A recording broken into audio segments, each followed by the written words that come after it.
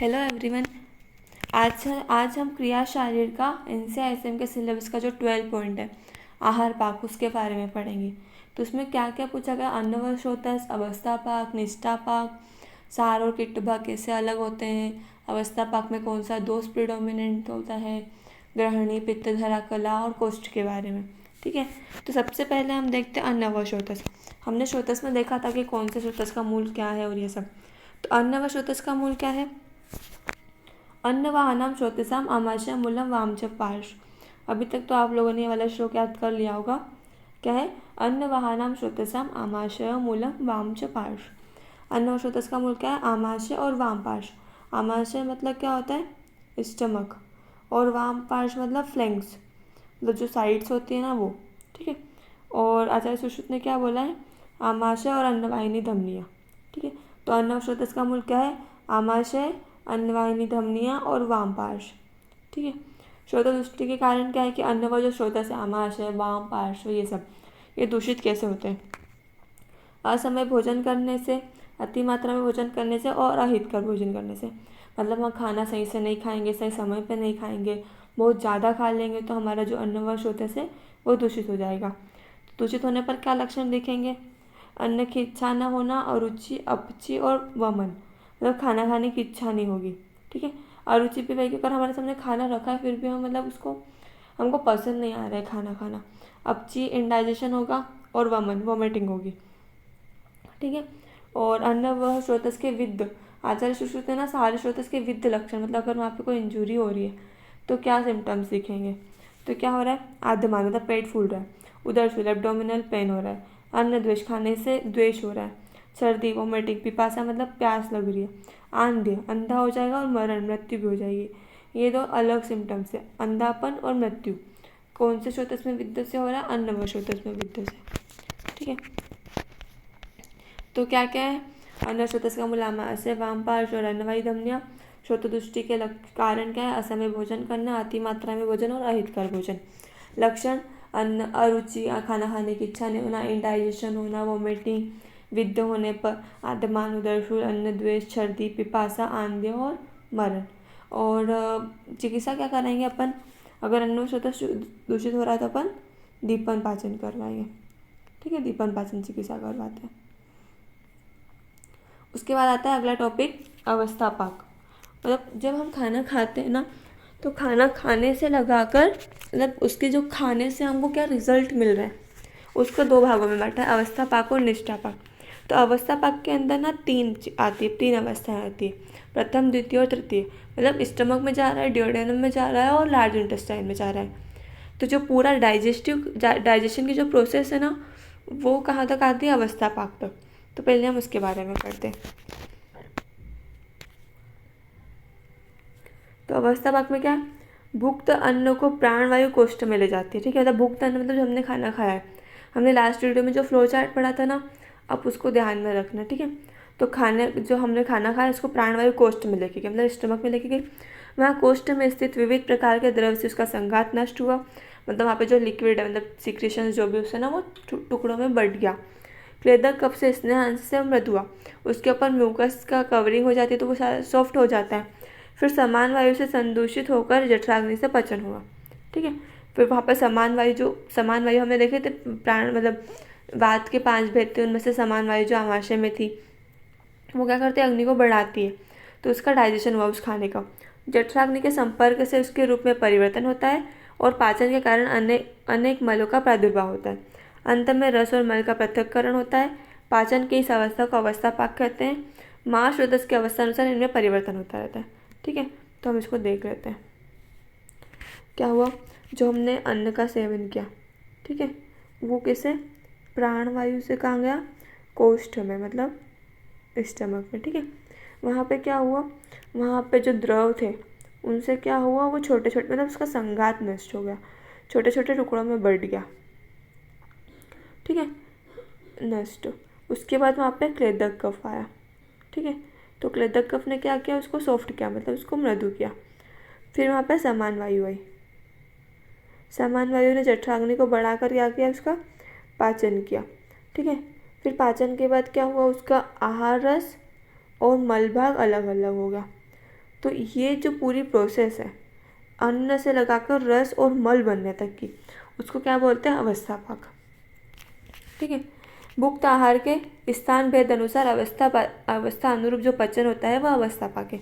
तो 3 होती है, प्रथम, द्वितीय और तृतीय।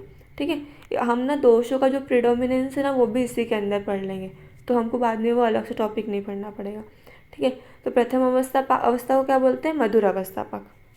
अन्नस्य भुक्त मात्रस्य षड्रसस्य प्रभागत मधुराघात कफो भावात फेन भूत उदीयते। मतलब भोजन के पश्चात अन्न का मधुर अवस्थापक होता है। मतलब सबसे पहले क्या होता है, जो मधुर रस वाला पार्ट है ना वो डाइजेस्ट होता है खाना खाने के जस्ट बाद। कफ की प्रबलता होने से कफ का रूप फेनिल होता है। तो इस अवस्था में कौन सा दोष बढ़ा हुआ रहता है? कफ। ठीक है। प्रथम अवस्था में कफ दोष बढ़ा रहता है क्योंकि यहाँ पर मधुर रस का पाचन होता है। ठीक है। यह अवस्थापक आमाशय में संपन्न होता है, स्टमक में होता है। यह संपूर्ण अन्न की ही माधुर्य को प्राप्त होता है। मधुरता के कारण यह अवस्थापक मलभूत कफ की वृद्धि करता है। पंचभौतिक आहार के सेवन के बाद प्रथम पृथ्वी और जल महाभूत घटक का विघटन होता है। पृथ्वी और जल कौन से रस प्रदान होता है? मधुर रस पृथ्वी और जल महाभूत से मिलकर बना है। हमने देखा था रसों का जो पंचभौतिक संगठन था उसमें, तो मधुर रस किससे बना है? पृथ्वी और जल महाभूत से। तो यहाँ पे अगर उन दोनों महाभूत का गठन हो रहा है मतलब वहाँ पे मधुर अवस्थापक हो रहा है। सभी द्रव्य पांचभौतिक होने से पृथ्वी और जल महाभूत घटक का प्रमाण अति अल्प होने पर भी प्रथम इन्हीं महाभूतों का विघटन होता है और अन्न मधुर अवस्था को प्राप्त होता है। आहार में कफ वर्धक रस अधिक हो तो कफ की वृद्धि विशेष होती है। ठीक है। तो इसमें क्या क्या है? ये मधुर अवस्था पाक है, इसमें कफ की प्रबलता होती है, यह आमाशय में होता है, यहाँ पर कफ की वृद्धि होती है मधुरता के कारण, और पृथ्वी और जल महाभूत घटक का विघटन होता है। ठीक है। पहला वाला है कफ की वृद्धि है, मधुर अवस्था पाक है, स्टमक में होता है। ठीक है। फिर दूसरा क्या है? अम्ल अवस्था पाक। ठीक है। परम तु पच्य मानस्य विदग्धस्य अम्ल भावत आशय च मानस्य पित्तम अच्छा मुदीरते। द्वितीय अवस्था पाक पच्य मानस्य मतलब आमाशय और पक्वाशय के बीच। ठीक है। पक्वाशय मतलब लार्ज इंटेस्टाइन और आमाशय मतलब स्टमक, तो बीच में क्या होता है? स्मॉल इंटेस्टाइन, तो उसको पच्य मानस्य बोलते हैं। ठीक है। आम अवस्था मतलब जो कच्चा होता है ना उसको आम बोलते हैं, और पक्वावस्था मतलब जो पक्का हुआ रहता है, तो उनके बीच का रहता है ना जो आधा कच्चा आधा पक्का वाला, उसको पच्य बोलते हैं। ठीक है। तो पच्य मानस्य में होता है अम्ल रस के आधिक्य से मलभूत पित्त का प्रादुर्भाव होता है। ठीक है। अन्न अर्धपक्व विदग्ध होकर अम्ल हो जाता है, और पच्य मानाशय में द्वितीय अवस्था पाक में अर्धपक्व तथा अम्लीभूत अन्न की विदग्ध विशेष संज्ञा दी है। ठीक है। इस पाक को विदाह नामांतर दिया गया है। इसमें क्या होता है? पित्तवर्धक रस अधिक होते हैं और तेज महाभूत घटकों का विघटन होता है। तो क्या क्या होता है इसमें? द्वितीय अवस्था पाक है। ठीक है। पित्त दोष प्रिडोमिनेंट होता है, अम्ल रस होता है, पच्य मानाशय में होता है। ठीक है। और तेज महाभूत, तेज। ठीक है। अग्नि महाभूत का वो होता है पाचन, अग्नि महाभूत के घटकों का। उसके बाद आता है लास्ट तृतीय अवस्था पाक मतलब कटु अवस्था पाक। ठीक है। पक्वाशयम तो प्राप्त से शोष्यमाणस्य वहिना परिपिंडित पक्वस्य वायुशात कटुभाव। तृतीय अवस्था पक्वाशय में होती है। ठीक है। यहाँ कटु रस के आधिक्य से मलभूत वायु की उत्पत्ति वात दोष प्रेडोमिनेंट होता है। इस अवस्था को पक्वावस्था भी कहते हैं। इसमें वायु और आकाश महाभूत का विघटन होता है और रसों का यह परिवर्तन आवश्यक होने के कारण इसे अवस्था पाक बोलते हैं। पूरा अवस्था पाक के बारे में तो तृतीय में क्या क्या होता है?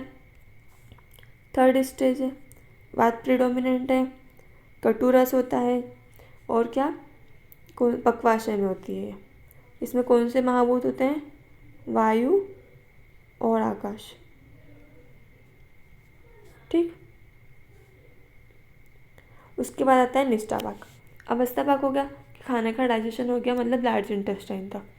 उसके बाद आता है निष्ठा पाक। निष्ठा पाक 2 प्रकार से था, भूताग्नि और धातुअग्नि। मतलब नॉर्मली जठराग्नि ने जो काम करना था वो कर लिया, उसके बाद जो भूताग्नि और धातुअग्नि का जो काम है ना वो उसके बाद निष्ठा पाक को प्राप्त होता है। ठीक है। तो निष्ठा पाक को अपन विपाक भी बोलते हैं। आहार के पाचन के पश्चात उसके सार अंश का आंत्र भित्ति द्वारा अवशोषण होता है।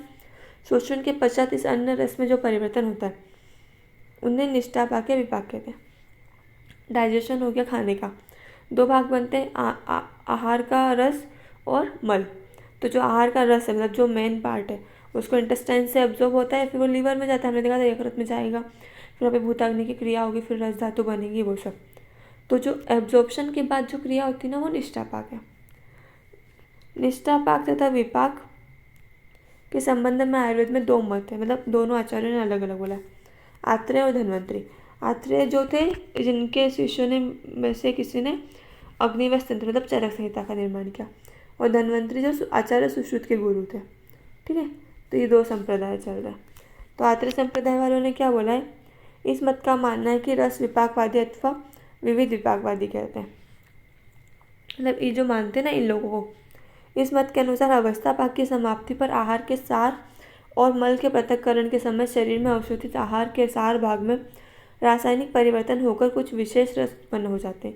इस क्रिया का नाम विपाक है। मतलब क्या होता है, जब सार और मल अलग अलग होते हैं तो वहाँ पे एक एब्जॉर्प्शन की प्रोसेस होती है जिसमें कुछ केमिकल चेंजेस होकर एक स्पेसिफिक रस बनता है। तो उस जो पूरी प्रोसेस है उसको विपाक बोला है। ठीक है, आहार के रसों में जठराग्नि के द्वारा पाक क्रिया पूर्ण होने पर जो रस में परिवर्तन होकर अन्य रस की उत्पत्ति होती है उसे विपाक कहते हैं। मतलब जो हमने आहार रस बनाया था उसमें परिवर्तन होकर जो अन्य रस की उत्पत्ति हो रही है उसे विपाक क्रिया कहते हैं। इसका मतलब क्या है, विशिष्ट अवस्था पाक। ठीक है, मतलब जो अवस्था पाक से जो अलग है उसे विपाक कहा है। फिर सिलेबस में विपाक के टाइप्स भी पूछे, तो इस वाले को हम बाद में देखते हैं, अभी आगे देख लेते हैं धन्वंतरी संप्रदाय वाला। इस मत को मानने वालों को गुण विपाकवादी और काल विपाकवादी या द्विविध विपाकवादी बोलते हैं। इस मत के अनुसार विपाक शब्द का अर्थ क्या है, भुक्त द्रव्यों का पाचन, तो जो हमने खाया है उसका पाचन करना। महाभूतों की गुरुता और लघुता की दृष्टि से विचार करें तो पृथ्वी और जल महाभूत की अधिकता से उनको पचने में अधिक समय लगता है, तो उनका विपाक गुरु होगा। और तेज वायु और आकाश महाभूत की अधिकता से उनको पचने में कम समय लगता है, तो उनका विपाक लघु होगा। तो इससे इनने 2 बताया। तो आत्रेय संप्रदाय वालों ने 3 बताए थे। कौन कौन से, मधुर, अम्ल और कटु, क्योंकि रस विपाकवादी है तो रस बताएंगे, मधुर, अम्ल, कटु। तो कटु, तिक्त, कषाय रस का विपाक क्या होता है, कटु। तीनों रस, मतलब अगर हम तिक्त भी खाएंगे तो उसका विपाक कटु ही होगा। अम्ल रस का विपाक क्या होता है, अम्ल। और मधुर और लवण वाला का क्या होता है, मधुर। ठीक है, तो इससे ये तात्पर्य है कि इन रस से ये विपाक बनता है। विपाक के इन नियमों में अपवाद है, मतलब ऐसा नहीं कि हर चीज़ मधुर है तो मधुर ही विपाक हो, कुछ एक्सेप्शन हो सकते हैं। जैसे सोट और पिपली कटु रस है लेकिन उनका विपाक मधुर है। ये एग्जाम्पल्स आपको अभी याद नहीं करने हैं, आप तो बस देख लो कि कौन से रस का कौन सा विपाक होता है। ठीक है, फिर धन्वंतरी संप्रदाय ने 2 बताए, गुरु और लघु। ठीक है, इस सिद्धांत के अनुसार गुरु विपाक का अर्थ है देर से पाक होने वाला और लघु का अर्थ है शीघ्र पाक होने वाला। गुरु विपाक के लिए मधुर विपाक और लघु के लिए कटु विपाक बताया गया। तो इन्होंने कितने विपाक बताए, आत्रेय वालों ने 3 बताए और धन्वंतरी संप्रदाय वालों ने 2 बताए। आत्रेय संप्रदाय वालों ने कौन कौन से बताए, मधुर, अम्ल और कटु, और धन्वंतरी वालों ने लघु और गुरु। ठीक है, अब मधुर रस में मधुर विपाक कौन कौन से रस का होता है, मधुर का और अम्ल का, मधुर विपाक किसका होता है, मधुर का और लवण का। अम्ल किसका होता है, अम्ल का। और कटु विपाक किसका होता है, कटु, तिक्त और कषाय का। ठीक है, अब मधुर को कौन से विपाक से कंपेयर किया, धन्वंतरी वाले के गुरु विपाक से, और कटु को लघु विपाक से। ठीक है, तो ये हो गया। अब हर विपाक के अलग अलग लक्षण है कि जो हमने विपाक पढ़े हैं वो हमको कैसे समझ में आएगा कि हमारे शरीर में कौन से विपाक वाले, मतलब हमने कौन से विपाक वाली चीज़ खाई है। ठीक है, तो हमारे शरीर में अगर ये लक्षण दिख रहे हैं तो हमको समझना चाहिए कि हमारे शरीर में ये वाला विपाक हुआ है। ठीक है, तो कटु विपाक में क्या होगा, वीर्य नाशक है, मल मूत्र को बांधने वाला, मतलब कॉन्स्टिपेशन करेगा, वात को बढ़ाएगा और लघु होता है। ठीक है, मधुर विपाक मल मूत्र का विसर्जन करने वाला, मतलब इजीली मल मूत्र का विसर्जन हो जाएगा, कफ और वीर्य को बढ़ाने वाला और गुरु होता है। अम्ल विपाक मल मूत्र को लाने वाला, शुक्र का नाश करने वाला, पित्तवर्धक और लघु होता है। गुरु विपाक क्या होता है, वात पित्त को नष्ट करता है लेकिन कफ की वृद्धि, कफ है तो गुरु तो गुण बढ़ेगा इसे, और मल मूत्र को लाते हैं। लघु विपाक कफ को क्षय करेगा और वात की वृद्धि करेगा और मल मूत्र को रोकेगा। विपाक का प्रत्यक्ष नहीं होता, विपाक के कर्मों को देखकर अमुक विपाक हुआ ऐसा हम अनुमान करना चाहिए। मतलब हम ऐसे डायरेक्टली नहीं देख सकते कि हाँ हमने इस विपाक वाली चीज़ खाई है और इसमें ये लक्षण दिख रहे हैं, हमारे शरीर में ये कर्म हो रहा है। बस हम उसके गुणों उसके कर्मों को देख के ही समझ सकते हैं। ठीक है।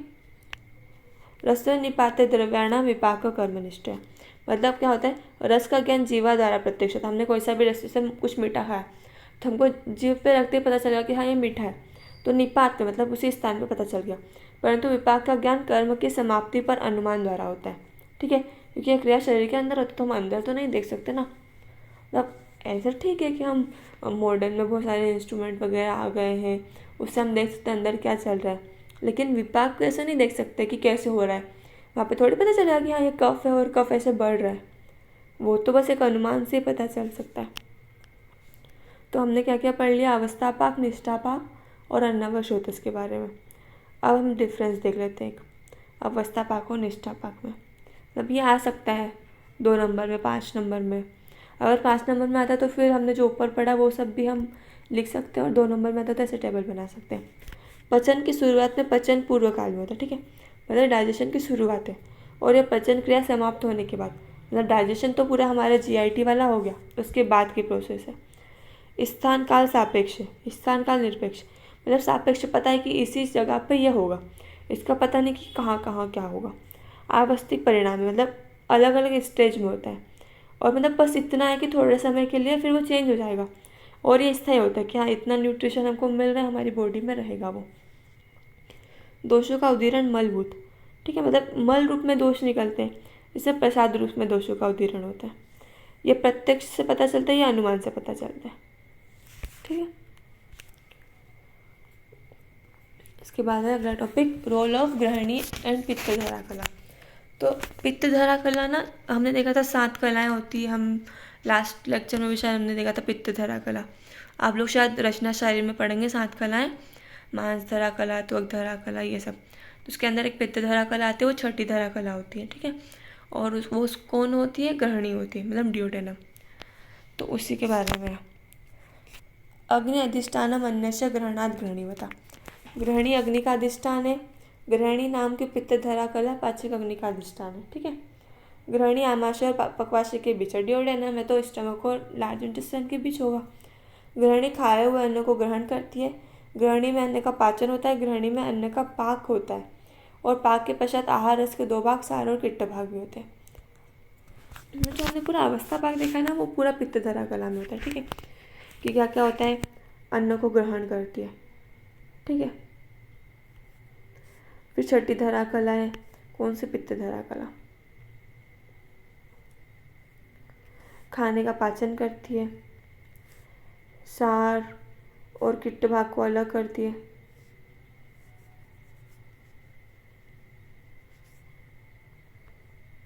ठीक है, तो ये हो गया ग्रहणी और पित्तधरा कला के बारे में, कि अग्नि का अधिष्ठान है, खाने को पाचन करती है, ग्रहण करती है, उसको सार और किट्ट भाग को अलग अलग करती है। तो अभी तक हमने क्या क्या देख लिया, अन्न और श्रोतस के मूल, दृष्टि, लक्षण। अवस्थापाक 3 प्रकार का था, मधुर, अम्ल और कटु। और निष्ठापाक और अवस्थापाक में डिफरेंस, और ग्रहणी और पित्तधरा कला। अब इसके बाद देखते हैं सेपरेशन ऑफ सार एंड किट्ट, और इसके साथ में ना वो जो एब्जॉर्प्शन ऑफ सार है वो भी इसी में आ जाएगा। ठीक है, आहार द्रव्यों का जठराग्नि तथा भूताग्नि द्वारा पाक के फल स्वरूप उत्पन्न सार भाग रस कहलाता है। हमने देखा अभी ऊपर हम देख रहे थे कि जठराग्नि द्वारा पाक हो गया, उसके बाद वो भूताग्नि के पास गया और वहाँ पे मतलब वो सार भाग अलग हो गया, तो उसको क्या बोलते हैं, रस। इसमें आहार द्रव्य का स्वरूप परिवर्तन और शरीर उपयोगी रूप हो जाता है तथा पार्थिव आदि महाभूतों के गुण से युक्त हो जाता है। यह इस अन्न रस का क्षुद्रांत भित्ति द्वारा अवशोषण होता है। मतलब क्या होता है कि हमारा खाना डाइजेस्ट हुआ, पाक हुआ, उसके बाद में सारे महाभूत वगैरह के जो गुण हैं वो भी हमारे उनमें आ गए, और उससे एक स्पेसिफिक भाग बनता है, सार भाग, वो रस। और वो क्या होता है, वो जो हमारी आंत्र है, मतलब हमारी जो इंटेस्टाइन है, उसके द्वारा एब्जॉर्ब होता है। ठीक है, एब्जॉर्ब हो गया, फिर क्या हुआ, अवशोषित अन्न रस पर धात्वाग्नि की क्रिया प्रारंभ हुई। जो हमने फ्लो चार्ट में पढ़ा था कि रस धातु की अग्नि से रस धातु बनी, फिर आगे जाके रक्त बना रही है, ऐसे सब। फिर अन्न रस में उपादान रूप विभिन्न धातु के अंश है, उनका स्वरूप नहीं होता, जो शरीर धातु का होता है। ठीक है, मतलब अन्न रस में ऐसा स्पेसिफिक नहीं दिखता है कि हाँ ये धातु यहाँ पर है, ये धातु वहाँ पर। अतः उन्हें अपनी अपनी धात्वाग्नि द्वारा पक्वता प्राप्त करनी होती है। धात्वाग्नि की क्रिया स्वरूप उत्पन्न प्रसाद अंश से उस धातु का शरीर में पोषण तथा वृद्धि होती है तथा किट्ट अंश का मल रूप में शरीर से निष्कासन होता है। वही कि जो हमारा अन्न रस था वो एब्जॉर्ब हुआ, फिर उस पर अलग अलग धातु अग्नि की क्रिया हुई, क्योंकि ऐसा दिख तो नहीं रहा ना कि ठीक है इस रस धातु यहाँ पर है, इसको यहाँ पर रुकना है, वहाँ पर उसकी क्रिया होगी, फिर उससे जो पार्ट बनेगा वो रस धातु अग्नि। ठीक है, फिर रक्त धातु की अग्नि का उस पर होगी क्रिया, फिर रक्त धातु बनेगी। तो इसी प्रकार सारी धातुएं बनेगी और शरीर का पोषण और वृद्धि होगी, और जो उसका किट्ट होगा मतलब जो उसका मल वाला पार्ट होगा वो शरीर से निकल जाएगा।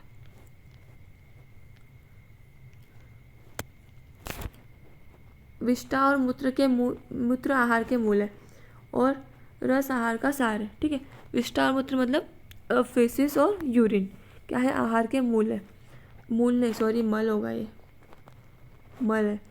और रस आहार का सार है। व्यान वायु से प्रेरित हुआ वही रस शरीर में समस्त धातु का तर्पण करता है। मतलब क्या है कि जो यूरिन और स्टूल है वो तो निकल गया क्योंकि तो मल है। ठीक है, आहार के, और जो आहार का सार भाग है रस, वो व्यान वायु के द्वारा संपूर्ण शरीर में धातु का तर्पण करता है। ये हमने देखा था लास्ट वीडियो में भी, सप्तवीर देह धातारो धातु देविदम पुनः यथा सो अग्नि भी पाकम यांति किट्ट प्रसाद। देह को धारण करने वाले जो सातों धातुएं हैं वो अपने अपने धातु अग्नि के द्वारा दो प्रकार के पाक को प्राप्त होती है, किट्ट रूप और प्रसाद रूप। तो जो किट्ट रूप भाग है वो शरीर से निकल जाता है, और जो प्रसाद रूप भाग है वो सभी धातु का लाइन से पोषण करता है। ठीक है, उसके बाद हम देखते हैं कोष्ठ के बारे में। तो कोष्ठ शब्द क्या है, कोष्ठ शब्द का अर्थ क्या है, मतलब जहाँ जो होलो स्ट्रक्चर है, जो हमारे विश्रास है ना वो कोष्ठ है। कुश ये धातु से बना है। ठीक है, ये कोष्ठ का अर्थ है रस मूत्र पुरुष के स्थान, मतलब ग्रहणी, मतलब जितने भी हमारे विश्रास है ना, स्टमक वगैरह, bladder, lungs, intestine, liver, spleen, gall bladder, ये सब, तो जितने भी रस मूत्र पुरुष के स्थान है उनको ग्रहणी कहा गया, उनको कोष्ठ भी कहते हैं। तो कोष्ठ की परिभाषा क्या है, आप ये वाला श्लोक याद कर लेना। स्थान्य अन्यम अग्नि पक्वानां मूत्रस्य रुधिरस्य च हृद उंडुक फुफ्फुसश्च कोष्ठ इति विधीयते। क्या है, आमाशय मतलब स्टमक, अग्नाशय पैनक्रियास, पक्वाशय लार्ज इंटेस्टाइन,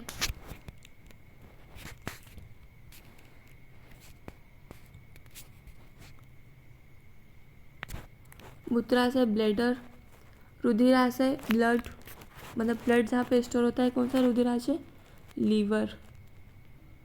ठीक है, हृदय मतलब हार्ट, उंडुक मतलब सिक्कम, फुफ्फुस मतलब लंग्स, ये सारे क्या है, कोष्ठ है।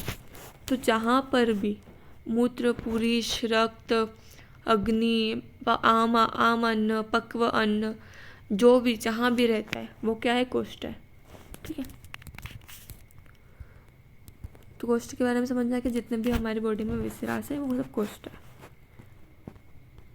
फिर कोष्ठ को 3 रोग मार्गों में लिया गया। त्रयो रोग मार्ग इति शाखा मर मस्तिष्क संदेह कोष्ठस्य। शरीर में रोग के प्रवेश में 3 मार्ग होते हैं। शाखा मतलब त्वचा तथा रक्त आदि धातुएं, मर मस्तिष्क संधि और कोष्ठ।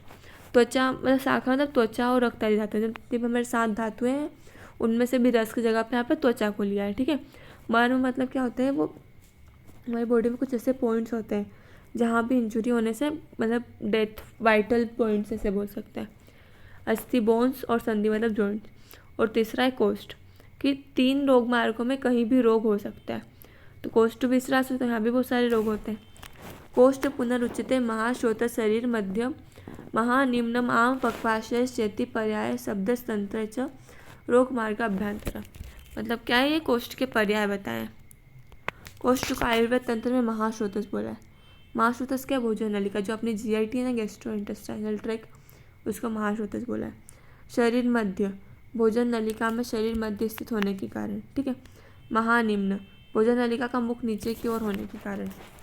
और आम पक्वाशय, तो क्या क्या पर्याय है इसके, महाश्रोतस, शरीर मध्य, महानिम्न और आम पक्वाशय। ठीक है,